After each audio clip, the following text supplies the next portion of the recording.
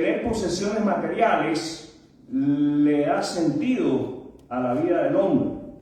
Y no es malo tener posesiones materiales. Al contrario, es algo bueno. Y es un regalo de Dios.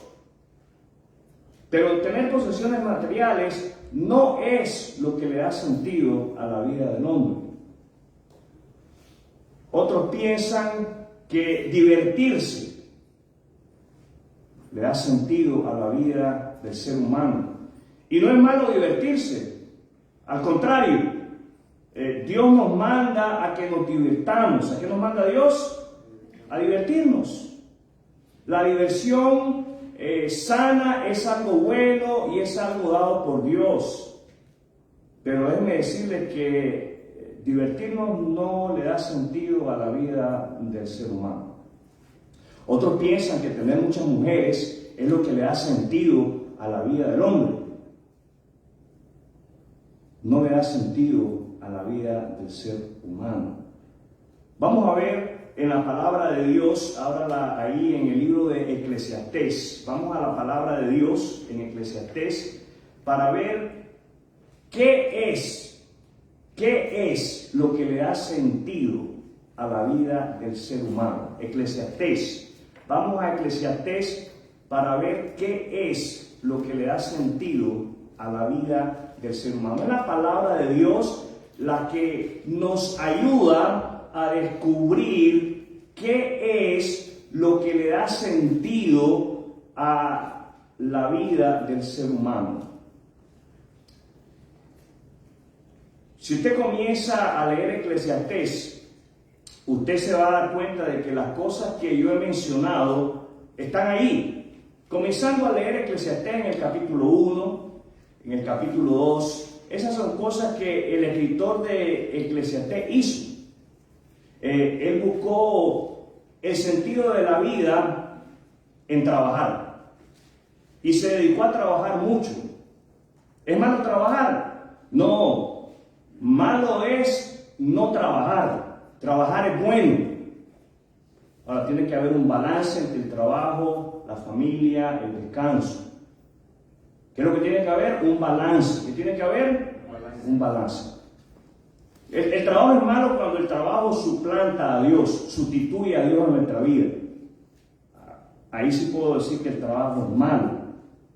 Pero el trabajo es bueno. Si cuando Dios puso al hombre en el huerto, lo puso a trabajar, ¿a qué lo puso? A trabajar. Le dijo, tú le vas a poner nombre a todos los animales que he creado. Y les aseguro que cuando el hombre terminó de ponerle nombre a todos los animales, terminó cansado. Fue un cansancio mental. ¿Qué clase de cansancio? Mental. Hay gente que trabaja detrás de un escritorio y los que no trabajamos detrás de un escritorio menospreciamos a los que trabajan detrás de un escritorio y decimos, no, si usted no hace nada, usted no trabaja. Déjenme decirle que el trabajo físico y el trabajo mental, ambos cansan. Ambos son trabajos y ambos deben de ser apreciados y ambos deben de reconocerse como que vienen de Dios. ¿De quién vienen? De Dios. Dios es el dador del trabajo. Reconozcamos que unos han nacido para trabajar afuera y otros han nacido para trabajar adentro. ¿Y qué hiciéramos de nosotros si los que trabajan dentro o los que trabajan afuera? ¿Qué hiciera usted si usted va a un restaurante y no hay mesero? Dele gracias a Dios por el mesero. Los oigo. Y después de haber comido en ese restaurante, deje una buena propina. ¿Qué va a dejar? Una buena propina. Reconozca, ¿verdad? La labor de ese mesero. El escritor de Eclesiastés no solamente dice que él buscó el sentido de la vida en el trabajo, dice que él buscó el sentido de la vida en los placeres, en la diversión. Y él dice que él buscó el sentido de la vida ahí y no lo encontró. No lo encontró. Y buscó el sentido de la vida haciéndose de posesiones. Dice ahí el versículo 4 que él se dedicó a edificar enormes mansiones. No una, varias. ¿Es malo tener mansiones? No, no es malo. Si Dios te las da, adelante, mi amigo. Construye y comparta. Los oigo. No es malo tener mansiones. Malo es cuando uno la quiere para uno mismo y piensa que ahí va a encontrar la satisfacción de la vida.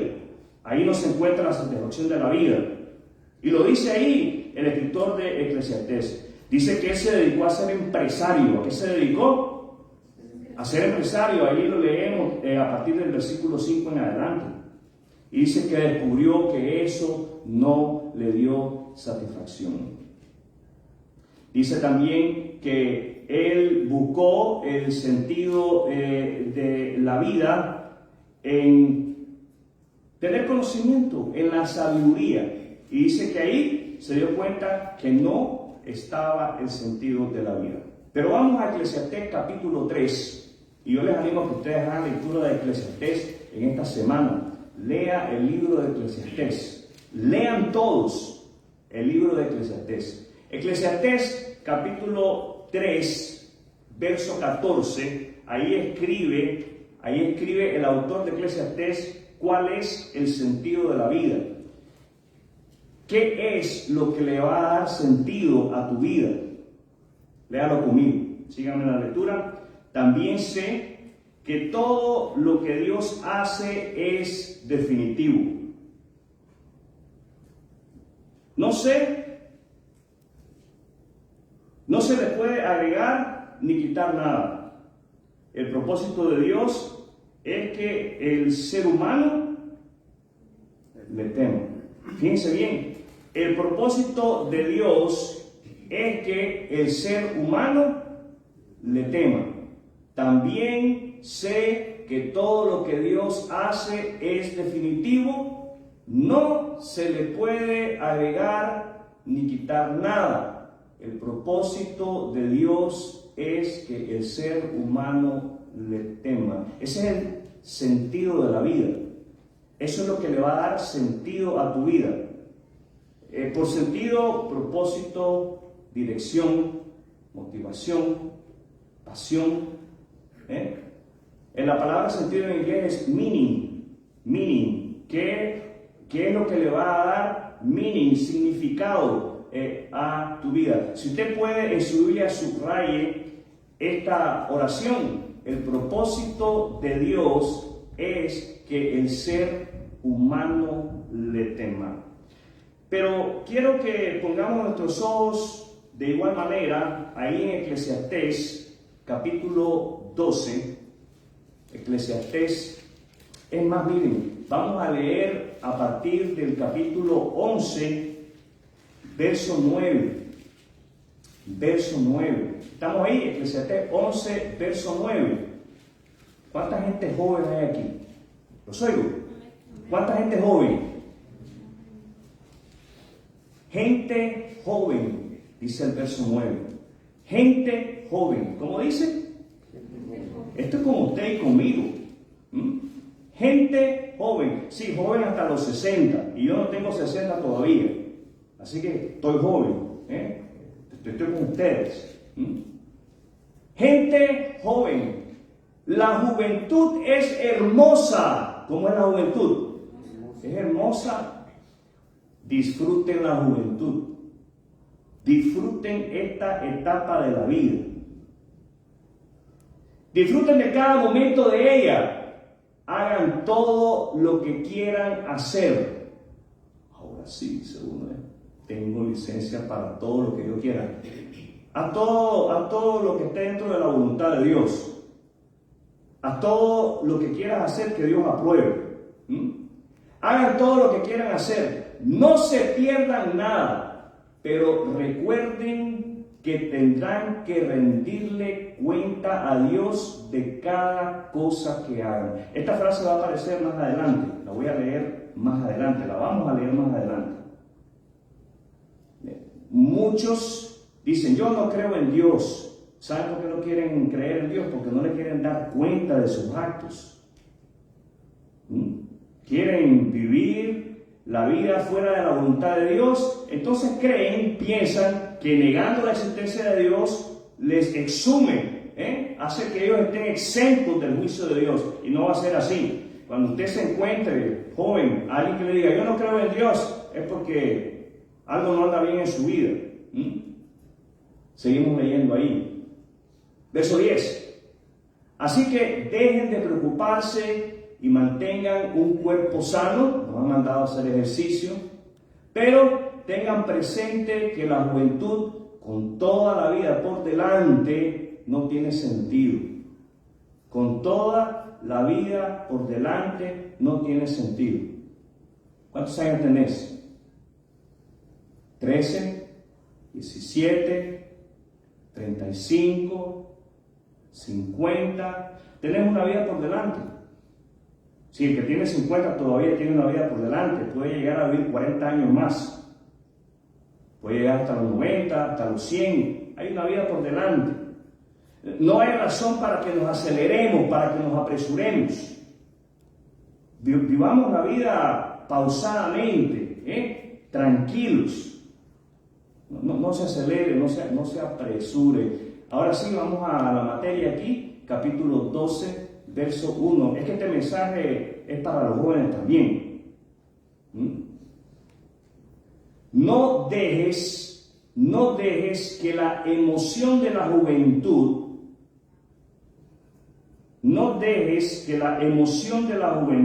los jóvenes nos emocionamos. Me acuerdo, cuando yo agarré mi licencia, yo manejaba como rápido y furioso. Y mi papá me decía, Miguel, maneja despacio, no te aceleres. Y yo no era muy cándido en mi respuesta. Yo le contestaba mal a mi papá. Y papá me decía, así quiero que le contestes al policía cuando te pare. Y un día venía yo del trabajo e iba yo acelerado hacia casa de mi hermana mayor y aparecieron unas luces rojas y azules. Y no era Navidad, eran las luces del policía, no era Santa Claus en su trineo. Y en ese momento me hice a un lado, en una boca calle, hice un giro hacia la derecha. El policía se aproximó. En aquella época los policías se aproximaban con más confianza al carro de alguien. En ese momento yo bajé la ventana, puse mis dos manos en el timón y me dijo, ¿para dónde vas? ¿De dónde venís? Esa fue la primera pregunta. ¿De dónde venís? Del trabajo. ¿Dónde trabajas? En un banco. ¿Y para dónde vas? Voy a casa de mi hermano. Ok. Y porque trabajas en un banco, veo que no te importa gastar lo que ganas en el ticket que te voy a dar. No, señor oficial. Y de ahí en adelante todo lo que me preguntaba era, ¿sí, señor? No, señor. ¿Sí, señor? No, señor. Bueno, me dio mi ticket, y le conté a papá, fíjate que me paró el policía. Y papá me dijo, ¿y qué le dijiste? Y yo le dije, sí, señor, no, señor, sí, señor, no, señor. A partir de ese momento se me quitó el irrespeto hacia mi papá. Y comencé a decirle, sí, señor, no, señor, sí, señor, no, señor. ¿Baja la velocidad? Sí, señor. Es interesante. Los jóvenes nos emocionamos con la juventud. Seamos pacientes. ¿Cómo debemos de ser, jóvenes? Pacientes. No dejes que la emoción de la juventud te lleve a olvidarte de tu Creador. ¿De quién no nos debemos de olvidar? Hónralo mientras seas joven. Honrar a Dios no es asunto de los ancianos, de los viejitos, es asunto de los jóvenes. Circule o subraye en su Biblia la palabra hónralo. Hónralo, por favor. Se lo ruego, se lo suplico. Si usted puede, ahí en su Biblia circule o subraye la palabra hónralo. Hónralo mientras seas joven, antes que te pongas viejo y digas, la vida ya no es agradable. Acuérdate de Él antes de que la luz del sol, de la luna y de las estrellas se vuelva tenue a tus ojos viejos y las nubes negras oscurezcan para siempre tu cielo. Acuérdate de Él, de Dios, antes de que tus pies piernas guardianas de tu casa empiecen a temblar y tus hombros, los guerreros fuertes, se encorven. Acuérdate de él antes de que tus dientes, esos pocos sirvientes que te quedan, dejen de moler. Y tus pupilas, las que miran por las ventanas, ya no vean con claridad. Acuérdate de él, de que la puerta de las oportunidades de la vida, antes de que la puerta de la oportunidad de la vida se cierre y disminuya el sonido de la actividad diaria, ahora te levantas con el primer canto de los pájaros, pero un día todos esos trinos apenas serán perceptibles. Acuérdate de él antes de que tengas miedo de caerte y te preocupes de los peligros de la calle, antes de que el cabello se te ponga blanco como un almendro en flor y arrastres los pies sin energía como un saltamontes moribundo, y la alcaparra ya no estimule el deseo sexual. Acuérdate de él antes de que te falte poco para llegar a la tumba, tu hogar eterno, donde los que lamentan tu muerte llorarán en tu entierro. Sí, acuérdate de tu Creador ahora que eres joven. Dígale al que está al lado suyo, acuérdate de Dios ahora que eres joven. Pero dígaselo, acuérdate de Dios ahora que eres joven. Antes de que se rompa el cordón de plata de la vida y se quiebre la vasija de oro, no esperes hasta que la jarra de agua se haga pedazos contra la fuente y la polea se rompa en el pozo, pues ese día el polvo volverá a la tierra y el espíritu regresará a Dios. Fíjense bien lo que dice, el día de la muerte nosotros regresamos a la tierra, nos llaman polvo, el polvo regresa a la tierra. Pero ponga atención que dice que pasa en el momento de la muerte, porque esto es en el momento de la muerte. El espíritu, ¿a dónde va? Dice ahí, regresa a Dios, va al cielo con Dios. Padre nuestro que está en el cielo. ¿Dónde está Dios? En el cielo. Ponga atención a la palabra de Dios. Ese asunto de que morimos y dormimos ahí y estamos dormidos esperando a que Cristo nos levante, no es así. Sí, el cuerpo va a la tierra y el cuerpo descansa, pero el espíritu regresa a Dios. Si usted ha confiado en Jesucristo en ese mismo momento, su espíritu va a la presencia de Dios, que fue quien se lo dio, dice ahí. Vamos al verso 13. Aquí culmina el relato. Mi conclusión final es la siguiente, y con esto no termino el sermón, ¿ok? Teme a Dios y obedece sus mandatos, porque ese es el deber que tenemos todos. Dios, les dije que íbamos a leer esto otra vez, Dios nos juzgará por cada cosa que hagamos, incluso lo que hayamos hecho en secreto, sea bueno o sea malo. ¿Qué va a hacer Dios? Va a juzgarnos. Dios va a juzgar al hombre, y eso al hombre no le gusta, porque el hombre se cree señor y dueño de su vida. No quiere un juez que lo condene. Por eso lo niega. Por eso el hombre niega a Dios. El título de lo que quiero compartir con ustedes es el sentido de nuestra vida. El sentido de nuestra vida. El sentido de nuestra vida está, si usted se dio cuenta, en temer a Dios. El sentido de nuestra vida está en temer a Dios. Lo que le va a dar sentido a tu vida y a mi vida va a ser temer a Dios. ¿Qué le va a dar sentido a nuestra vida? Temer a Dios. Y tememos a Dios cuando lo honramos. Tememos a Dios cuando lo honramos. ¿Cuándo tememos a Dios? Cuando lo honramos. Una evidencia de que usted le teme a Dios es cuando usted lo honra a Él. Eso es evidencia de que usted tiene el temor de Dios en usted. Yo les pedí que circularan ahí en su Biblia, en el capítulo 12, el verso 1, la palabra honrar. Honrar a Dios es evidencia de que usted tiene el temor de Dios en usted. Y si usted tiene el temor de Dios en usted, eso le va a dar sentido a su vida, le va a dar dirección a su vida. ¿Qué le va a dar? Dirección a su vida. Le va a dar valor a su vida. Honrar a Dios es más que decirle a Él, yo te honro.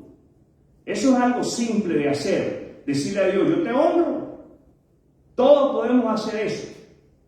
¿Los oigo?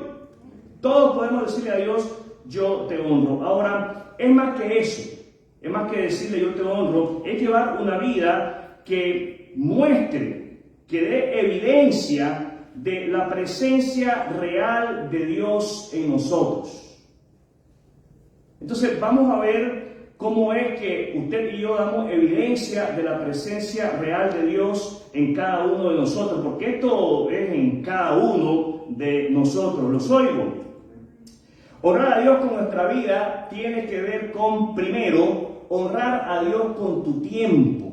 Honrar a Dios con tu tiempo. Esta mañana usted eligió honrar a Dios con su tiempo. Usted apartó este tiempo para estar en la comunión de la iglesia.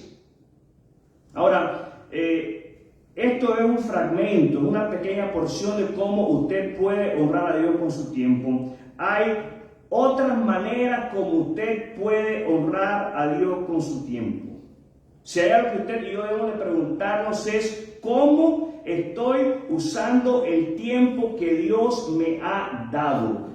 ¿Cómo estoy usando el tiempo que Dios me ha dado? Porque el tiempo le pertenece a Dios. ¿A quién le pertenece el tiempo? A Dios. Y Dios nos regala el tiempo. ¿Qué nos regala Dios? ¿Cómo nos regala el tiempo? Regalarnos la vida. Cuando nacemos, Dios nos regala la vida y juntamente con la vida nos está regalando el tiempo. Número 2, honrar a Dios tiene que ver con honrar a Dios con nuestros talentos. ¿Con qué tiene que ver? Con honrar a Dios con nuestros talentos. Los talentos, mis amigos, hermanos y hermanas, son los dones y las habilidades que Dios nos ha dado. Esas capacidades que tú puedes poner al servicio de otros. Esos son tus talentos. ¿Cómo estás usando los talentos que Dios te ha dado? ¿Cómo estás bendiciendo la vida de las personas que están a tu alrededor con esos talentos? ¿Cómo bendices la vida de tu esposo, la vida de tu esposa, la vida de tus hijos? Los hijos, ¿cómo bendicen la vida de sus padres? Porque los hijos tienen talentos igual. Entonces, ¿cómo bendecimos la vida de nuestros compañeros de trabajo, nuestros compañeros de estudio? ¿Cómo bendecimos la vida de nuestros familiares que están cerca de nosotros, conocidos? ¿Cómo bendecimos a estos? Número 3, honrar a Dios tiene que ver con honrar a Dios con nuestro cuerpo. Honrar a Dios con nuestro cuerpo. La palabra de Dios nos enseña que el cuerpo del hombre y de la mujer que cree en Jesucristo como el Salvador se convierte en el templo de Dios. ¿En qué se convierte? En el templo de Dios, en la casa de Dios. Dios viene a morar en ese hombre, en esa mujer que ha depositado su confianza en Jesucristo como el Salvador. Entonces, honrar a Dios tiene que ver con nuestro cuerpo. Número 4, honrar a Dios tiene que ver con honrar a Dios con nuestro tesoro. Con nuestro tesoro. Esto significa con nuestras finanzas. ¿Cómo honramos a Dios con nuestras finanzas? Jesús dijo lo siguiente: donde está vuestro tesoro, ahí está también vuestro corazón. Donde está vuestro tesoro, ahí está vuestro corazón. ¿Dónde está tu tesoro? ¿Qué es lo más importante para ti en la vida? Ahí está tu corazón, ahí están tus pensamientos, ahí es donde tú haces la inversión de tu tiempo. Y por último, quiero mencionar, no es que esto sea lo último, pero esto es lo último que quiero mencionar en este primer punto. Y es que honrar a Dios tiene que ver con nuestra mente. Honrar a Dios tiene que ver con nuestra mente. ¿Con qué tiene que ver honrar a Dios? Con nuestra mente. Honramos a Dios con nuestra mente. Hay muchos versículos en la palabra de Dios, hay muchos versículos en las Escrituras que nos animan, diga conmigo, nos animan a hacer de Dios el número uno en nuestro corazón. Hay muchos versículos en la palabra de Dios que nos exhortan, nos alientan, nos motivan a que pongamos nuestra mente en Dios, a que pasemos tiempo pensando en Dios. Eso lo encontramos en la palabra de Dios. Y es así como podemos decir que tenemos el temor de Dios. Tenemos el temor de Dios cuando lo estamos honrando a Él. Tenemos el temor a Dios cuando lo admiramos. La admiración, admirar a Dios, es parte del temor hacia Dios. Voy a darles algunas razones por las cuales creo que nosotros debemos de admirar a Dios. La primera razón para admirar a Dios es porque todo lo hace perfectamente. Todo lo hace perfectamente. ¿Cómo hace Dios las cosas? Perfectas. El salmista en el Salmo 139 dice: tú me creaste perfecto. El escritor de Eclesiastés dice: tú me creaste formidablemente. Dios lo hace todo perfecto. Y esto es algo que nos debe de llevar a admirar a Dios. Número 2. Otra razón por la cual usted y yo debemos de admirar a Dios es porque Dios no puede mentir. Dios no miente, jamás. Usted y yo no vamos a encontrar una mentira en su palabra. Todo lo que Dios ha dicho en su palabra, Dios lo ha cumplido. Él se ha mantenido fiel a ella. ¿Los oigo? Él no miente. Número 3, tercera razón por la cual usted y yo debemos de admirar a Dios. Dios jamás menciona sus errores cuando usted le muestra realmente que está arrepentido. Lo que la palabra de Dios nos enseña es que cuando nosotros nos arrepentimos, Él nos perdona. ¿Qué hace? Nos perdona. La palabra de Dios nos enseña que cuando usted y yo nos arrepentimos y le pedimos perdón a Él, Él nos perdona y Él dice su palabra que escoge sepultar nuestros pecados, nuestras iniquidades en lo más profundo del mar para no volverse a acordar de ellos. ¿Los escucho? Eso es algo que nos debe de llevar a admirar a Dios. Número 4, Dios no tiene favoritos. Dios no tiene favoritos. ¿Ha visto usted algunas personas, tanto hombres como mujeres, que llevan una camiseta con una leyenda y dice: yo soy princesa, la princesa favorita de Dios? Eso no es bíblico. Dios no tiene princesas favoritas. Yo soy el favorito de Dios. Eso no es bíblico. Dios no tiene favoritos. Dios mandó a su Hijo Jesús a morir por todos,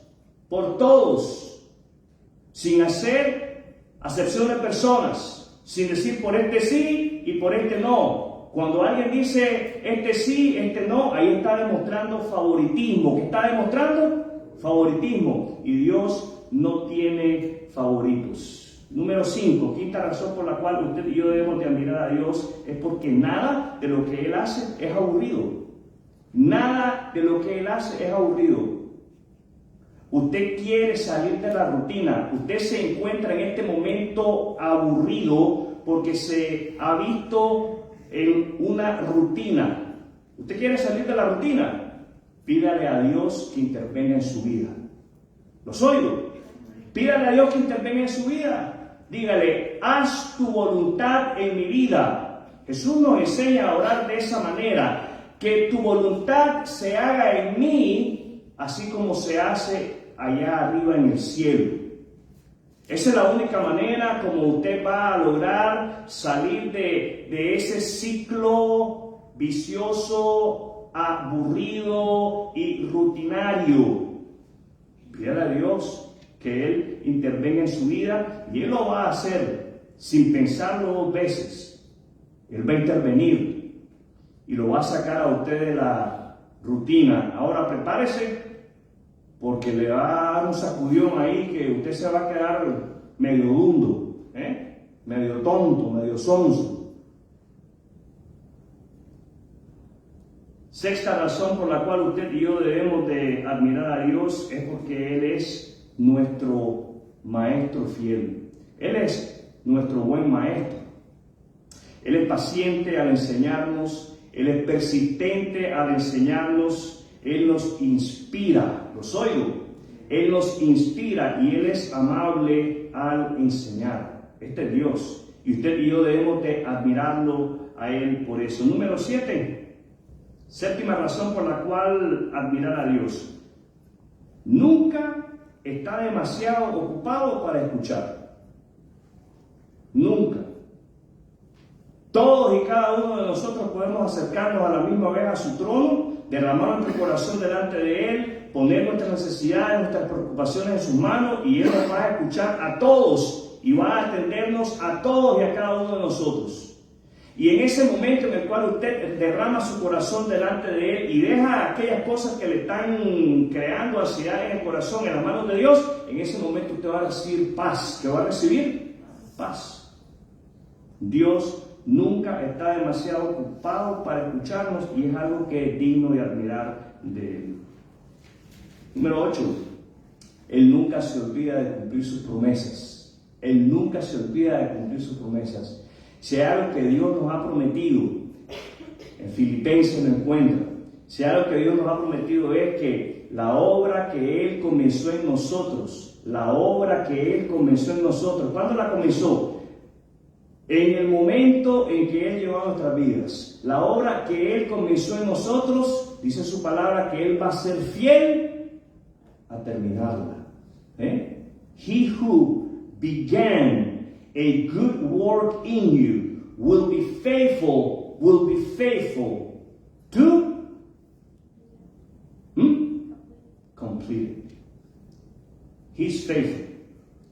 Esa obra que Él ha comenzado en cada uno de nosotros, Él ha prometido terminarla. Esa obra de renovación, de transformación, de crecimiento a semejanza de la imagen de su Hijo Jesucristo, Él ha prometido terminarla. Número 9. Novena razón por la cual usted y yo debemos de admirar a Dios. Él nos explica exactamente lo que espera de cada uno de nosotros. E incluso, ¿dónde nos lo explica? En su palabra. Él nos explica a cada uno de nosotros lo que Él espera de nosotros. E incluso envió a su Hijo Jesucristo para darnos el ejemplo. ¿Alguna vez a usted en el trabajo le han puesto a hacer algo que usted no sabe cómo hacerlo y no le enseñan cómo hacerlo? Dios no es así con nosotros. Dios nos indica a través de su palabra qué Él espera de nosotros y ponga atención, Jesucristo lo modela para cada uno de nosotros. Él no nos deja a oscuras, no nos deja a ciegas. Él nos guía a través de la vida de Jesús. Y número 10, décima razón por la cual usted y yo podemos admirar a Dios. Y esto es muestra, evidencia en usted y en mí de que tenemos el temor de Dios. Número 10, Él puede arreglar cualquier cosa. Él puede arreglar cualquier cosa. Dios puede arreglar nuestro roto corazón. Dios puede arreglar nuestro roto corazón. Él lo puede hacer. En el transcurso de la vida, situaciones, personas podrán romper nuestro corazón, pero si usted se acerca a Él, Él puede restaurar ese corazón roto en usted.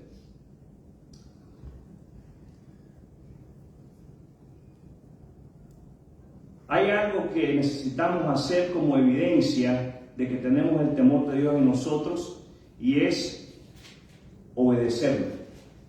Ponga atención, tememos a Dios. Usted puede decir que usted tiene el temor de Dios en usted cuando usted lo obedece a Él. Cuando usted lo obedece a Él. Y quiero compartir contigo cómo es que nosotros podemos obedecer a Dios. Cómo es que cada uno de nosotros podemos obedecer a Dios, y esto es de forma práctica. Primero, conoce a Cristo. ¿Puede decir usted que conoce a Jesucristo como su Salvador personal? Ese es el inicio para que entonces usted pueda obedecer a Dios. Tenemos que conocer a Jesucristo como nuestro único y suficiente Salvador.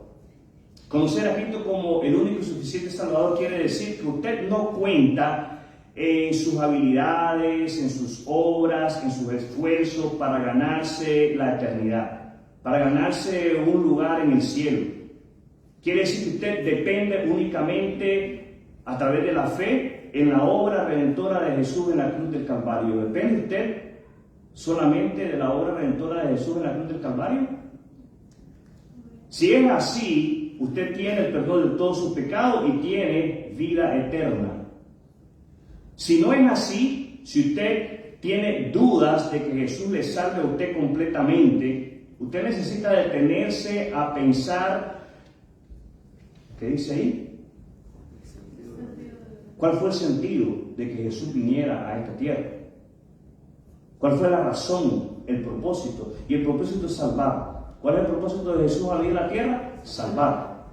Y lo hace tomando nuestro lugar en la cruz del Calvario, muriendo, derramando su sangre. Y la palabra dice que todo el que cree tiene vida eterna.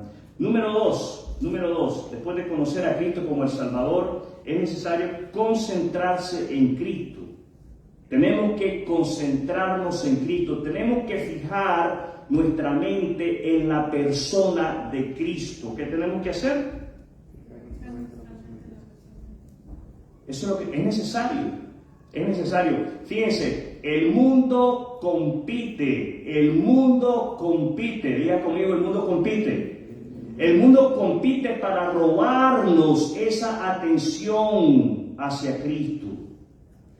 El mundo está interesado en que no pensemos en Cristo, en que pensemos en todo. Vaya, lee Eclesiastés. Y el escritor de Eclesiastés le va a decir cómo es que el mundo compite para afanarnos y ahogarnos y evitar que pensemos en Cristo, en aquel quien le da sentido a nuestra vida, quien le da propósito a nuestra vida, que le da razón de ser a nuestra vida. El mundo compite por eso. Por eso es necesario que después de conocerlo, usted y yo nos centremos en la persona de Cristo. Y solo así vamos a poder, número 3, deleitarnos en Cristo. Vamos a poder deleitarnos en Cristo. Cuando usted se está deleitando en Cristo, en su obra en la cruz del Calvario, en sus promesas, una promesa que Él nos ha hecho es que Él va a regresar con nosotros y nos va a llevar donde Él está en este momento. ¿Dónde dijo Jesús que Él iba? A la casa del Padre. Voy pues a preparar lugar para ustedes, para donde yo estoy, ustedes también estén. Y en esa promesa nos tenemos que gozar usted y yo. Debemos de deleitarnos en esa promesa que Cristo nos ha hecho. Número 4, meditar en Cristo. Es necesario que meditemos en Cristo. ¿Cómo vamos a meditar en Cristo usted y yo? Lo vamos a lograr hacer a través de la palabra, a través de la lectura de la palabra. Escuchando la palabra de Dios. Tiene un celular, baje la Biblia en ese celular si no lo ha hecho y escuche la palabra de Dios cada vez que usted pueda hacerlo. Cada vez que usted pueda hacerlo constantemente a lo largo del día, escuche la palabra de Dios. Es de esa manera como usted va a poder meditar en Dios, usted va a poder meditar en Cristo. Usted va a poder meditar en lo que Dios ha hecho por usted y lo que Dios quiere hacer en usted y a través de usted. Porque cada uno de nosotros que vive en Cristo somos un canal. Somos un canal. ¿Qué somos? Un canal. Dígale al que está al lado suyo, eres un canal. Somos un canal del poder de Dios. Somos un canal del poder de Dios. Dios quiere obrar a través de usted. Y número 5, ¿cómo podemos obedecer a Dios? Ponga a Cristo completamente delante de usted. Ponga a Cristo completamente delante de usted. Entonamos un himno: he decidido seguir a Cristo. La cruz delante. ¿Qué es lo que debe ir siempre delante? La cruz. La cruz del Cristo que murió por nosotros. La cruz de Jesús el Nazareno. Es la que debe ir delante de nosotros. El mundo. Diga a la persona que está al lado suyo, el mundo atrás. El mundo atrás. Triste es cuando para el cristiano el mundo va adelante y la cruz va atrás. Es una situación triste y es lamentable y amerita que cada uno de nosotros permanezcamos en constante oración. Pero estas son 5 maneras prácticas como usted y yo vamos a lograr obedecer a Dios y vamos a demostrar que tenemos el temor de Él. Recuerden, mis queridos amigos y hermanos, que el sentido de la vida está primero en honrar a Dios, segundo en admirar a Dios y tercero en obedecer a Dios. Esto es lo que le va a dar sentido, propósito, dirección a nuestras vidas. Quiero invitarle a cerrar sus ojos, inclinar su rostro. Vamos a tener un momento de oración. Oramos juntos.